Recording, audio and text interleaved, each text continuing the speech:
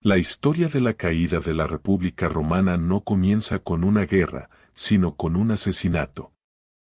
Un acto brutal, calculado y profundamente simbólico, la muerte de Cayo Julio César. En el corazón del Senado de Roma, rodeado de hombres que habían sido sus aliados, protegidos e incluso amigos, César fue apuñalado 23 veces. No fue una ejecución limpia ni rápida, fue una carnicería. Su cuerpo cayó al pie de la estatua de Pompeyo el Grande, su antiguo enemigo derrotado, en una ironía histórica tan cruel como perfecta. Los asesinos no huyeron. Se quedaron, levantando sus dagas ensangrentadas, proclamando que habían salvado la República. Se llamaban a sí mismos los libertadores. Creían haber eliminado a un tirano en potencia, a un hombre que amenazaba con destruir siglos de tradición republicana para coronarse rey. Estaban convencidos de que el pueblo romano los recibiría como héroes. Pero Roma no respondió como ellos esperaban.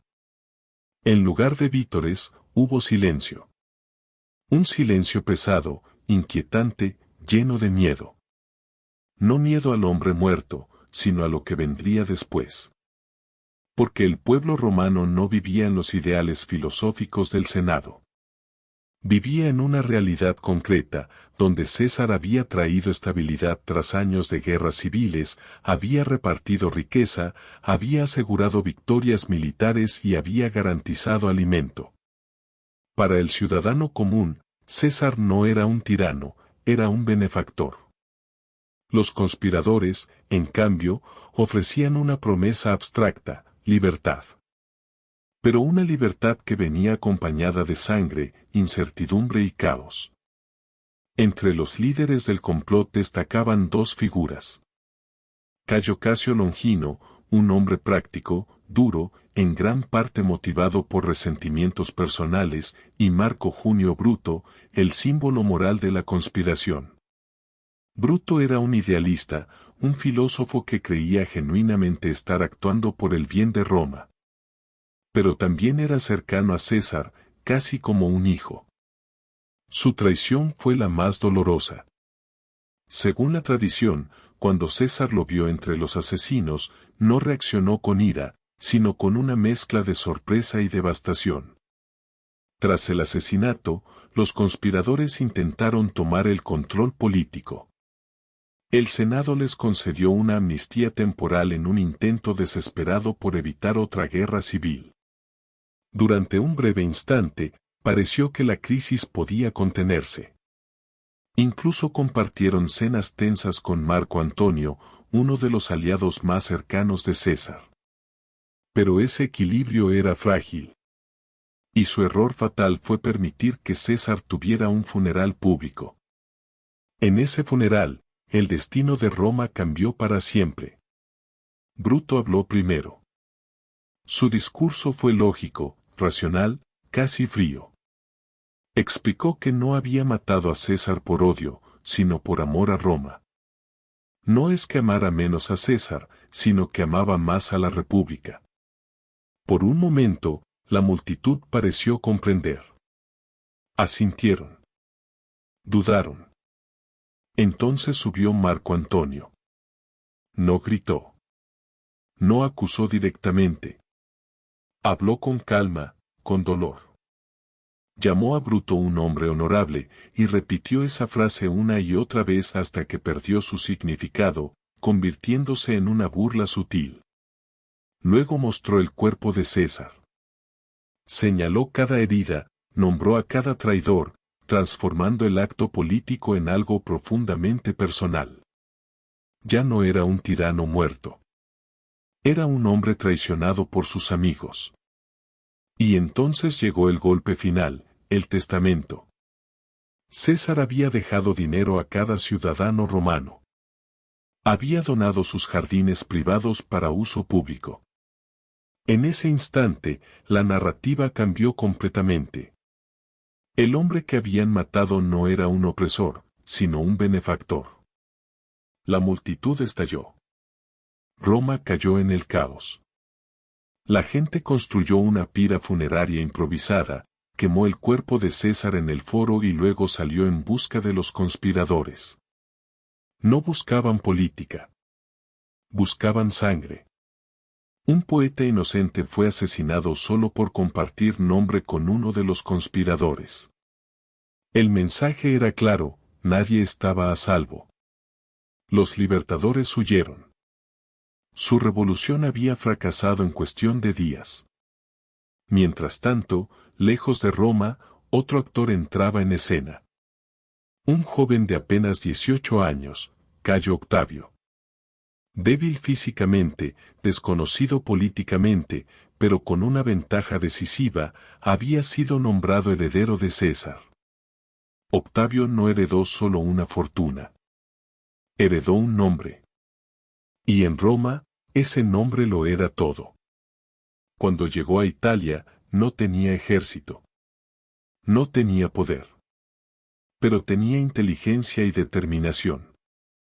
Cuando Marco Antonio intentó bloquear su acceso a la herencia de César, Octavio hizo algo extraordinario, vendió sus propiedades personales para pagar al pueblo el dinero prometido en el testamento. Ese acto lo cambió todo. El pueblo comenzó a verlo como el verdadero sucesor de César. Y más importante aún, las legiones, los veteranos que habían luchado junto a César, empezaron a jurarle lealtad. Octavio no pidió poder. Lo construyó. La tensión con Marco Antonio creció rápidamente, pero ambos comprendieron que su enemigo principal seguía siendo el mismo, los asesinos de César. Así, junto a Lépido, formaron el segundo triunvirato. No era una alianza política tradicional. Era un pacto de poder basado en la violencia. Para consolidar su dominio, lanzaron las proscripciones. Listas de enemigos del Estado que podían ser asesinados sin consecuencias. Fue un periodo de terror absoluto. Amigos traicionaban a amigos, familias se destruían desde dentro. Entre las víctimas estuvo Marco Tulio Cicerón, uno de los mayores intelectuales de Roma, ejecutado por razones políticas. Con Roma bajo control, el triunvirato marchó hacia el este, donde Bruto y Casio habían reunido un poderoso ejército. El enfrentamiento final ocurrió en Filipos. La primera batalla fue confusa. Bruto logró vencer a Octavio, pero al mismo tiempo, Marco Antonio derrotó a Casio. En medio del caos, Casio creyó erróneamente que todo estaba perdido y se suicidó. Fue una tragedia causada por la confusión de la guerra. Semanas después, la segunda batalla selló el destino de la República. Las fuerzas de Bruto, desmoralizadas, fueron derrotadas. Sin esperanza, Bruto también se quitó la vida. Con su muerte, la causa republicana murió con él. Pero la historia no terminó ahí. Octavio inició una persecución implacable. Durante más de una década, cada uno de los conspiradores fue eliminado. Ninguno escapó. Fue una venganza lenta, sistemática y total. Finalmente, Octavio se enfrentó a su último rival, Marco Antonio, aliado con Cleopatra. La batalla decisiva tuvo lugar en Actium. Octavio ganó. Antonio y Cleopatra, derrotados, se suicidaron. Octavio quedó solo. Y aquí se revela la mayor ironía de todas. Los hombres que mataron a César querían evitar que Roma tuviera un rey. Pero sus acciones destruyeron la república y allanaron el camino para algo aún más poderoso, un emperador. Octavio no cometió el error de César. No se proclamó dictador abiertamente.